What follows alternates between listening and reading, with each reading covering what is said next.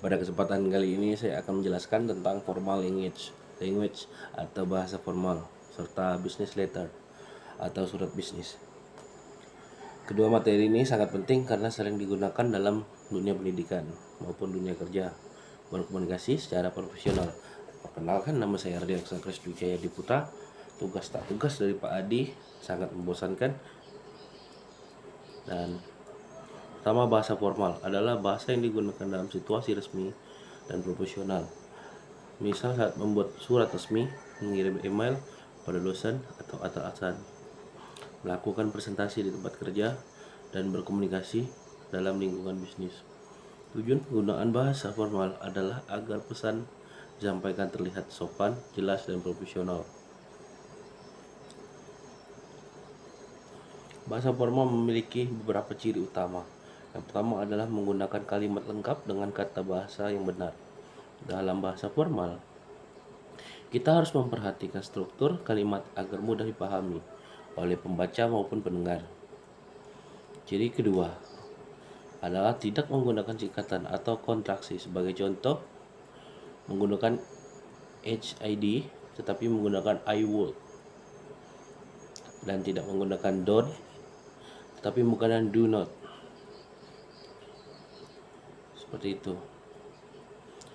Ciri berikutnya, menghindari penggunaan bahasa gaul atau penggunaan bahasa yang santai.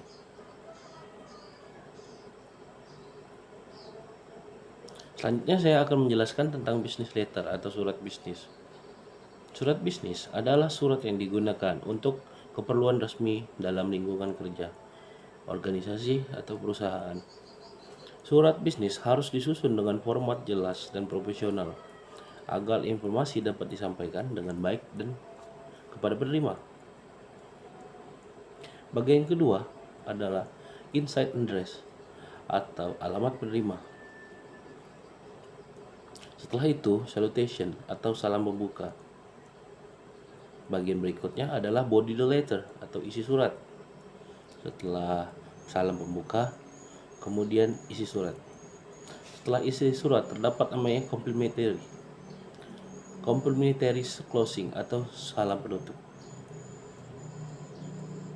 Jika terdapat dokumen tambahan, penulis juga dapat menambahkan enclosure atau lampiran menggunakan dokumen serta beberapa surat tersebut. Dalam video yang Bapak jelaskan tadi, langkah-langkah menulis surat bisnis atau business letter. Langkah pertama adalah menunjukkan tujuan surat dan memahami kebutuhan pembaca. Setelah itu, kita mengumpulkan informasi yang diperlukan dan membuat kerangka atau draft surat. Setelah draft surat selesai dibuat, surat harus direvisi dan diperiksa kembali. Setelah saya menulis surat, saya akan memeriksa kembali dan direvisi, memastikan bahwa itu surat jelas, logis, dan sesuai tujuan. Sebagai penutup, dapat disimpulkan bahwa bahasa formal dan surat bisnis merupakan bagian penting dalam komunikasi profesional, membantu kita menyampaikan pesan dengan sopan dan jelas, serta surat bisnis memberikan format terstruktur untuk menyampaikan informasi secara resmi. Dengan memahami kedua materi ini, kita dapat meningkatkan kemampuan komunikasi yang lebih baik dalam lingkungan akademi maupun dunia kerja.